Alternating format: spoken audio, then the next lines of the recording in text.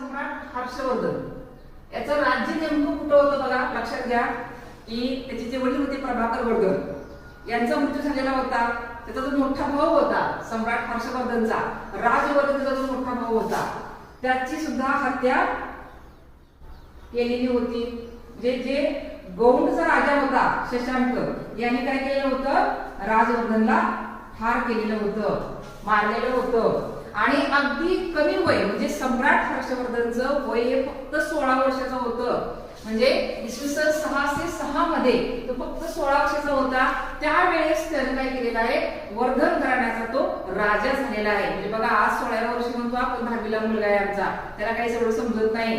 पण इथं किती मोठी जबाबदारी आलेली आहे बघा हर्षवर्धनवरती, खूप मोठी. म्हणजे जे हरियाणामध्ये स्थानेश्वर जे ठिकाण आहे इथं त्याचं राज्य आहे. लक्षात ठेवा, वर्धन घराचा उदय झालेला आहे स्थानेश्वर या हरियाणामध्ये छोट्याशा ठिकाणावरून झालेला आहे. संपूर्ण उत्तर भारत त्याने जिंकलेला आहे. लक्षात ठेवा, एवढं मोठं राज्य सांभाळायचं म्हणजे सोपं नव्हतं. तरीही वयाच्या 16व्या वर्षी सम्राट हर्षवर्धन हा गादीवरती आला आणि त्यानं संपूर्ण हा प्रदेश व्यवस्थितपणे सांभाळलेला आहे.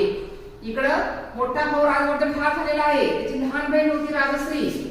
त्या राजश्रीला सुद्धा काय केलेलं आहे, जे शत्रू पक्ष होते त्या शत्रू पक्षाच्या जो तिचा मिस्टर होता, नवरा होता, त्याला सुद्धा ते ठार केलेला आहे.